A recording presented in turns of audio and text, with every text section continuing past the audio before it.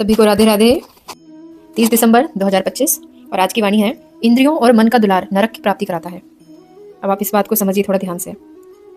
नरक, ये शब्द सुनते साथ मन में एक भय सा उत्पन्न होता है। तो नरक कोई लोक नहीं है जैसे स्वर्ग लोक या नरक लोक, ठीक है।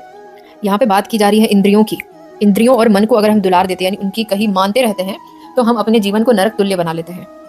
यहाँ दुलार का अर्थ प्रेम या करुणा नहीं है, यहाँ है बिना विवेक का साथ देना, है ना। अपनी बुद्धि और विवेक को त्याग देना और बस मन और इंद्रियां जो कहे हम करे जा रहे हैं।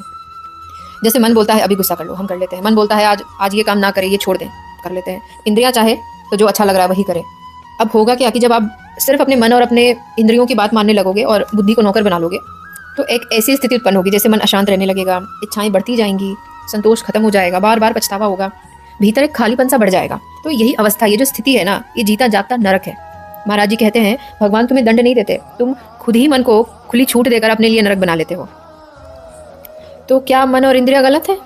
नहीं, गलत दुलार है, अस्तित्व नहीं, ठीक है। मन चाहिए लेकिन मार्गदर्शन में, इंद्रियां भी चाहिए लेकिन मर्यादा में। जैसे बच्चे को प्यार भी चाहिए पर हर जिद पूरा कर देना प्यार नहीं होता, वही बात यहाँ लागू होती है। तो असली शिक्षा इससे हमें यही मिलती है कि मन को समझाओ, सर पर मत बैठाओ, इंद्रियों को उपयोग में लो, उसके गुलाम मत बनो। असली शिक्षा यहाँ पे हमें यही मिलती है कि मन को समझाओ, सर पर मत बैठाओ, इंद्रियों को उपयोग में लो, लेकिन उसके गुलाम मत बन जाओ। जब मन सेवक होता है, बुद्धि चालक होता है और भक्ति दिशा दे, तब जीवन स्वर्ग बन जाता है। तो हुई ना, इसी जीवन में हम स्वर्ग और नरक दोनों ही भोग लेते हैं।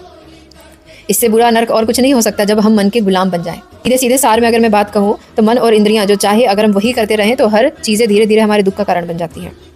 इसलिए असली बात एक लाइन में, मन को प्यार चाहिए पर नियंत्रण के साथ, अंधा दुलार नहीं। बस, तो आज की बात इतनी थी। आशा करती हूँ आपने ध्यान से समझा होगा। और कोई भी प्रश्न हो, दिक्कत हो, इसके भाव को समझ नहीं पा रहे हो या मन में कोई ऐसे प्रश्न उठ रहे हो, आप कृपया कमेंट सेक्शन में ज़रूर पूछें, मैं उसका समाधान देने की पूरी कोशिश करूँगी। तब तक के लिए अपना ध्यान रखें और नाम जाप करते रहें। सभी को राधे राधे। बहुत बहुत धन्यवाद।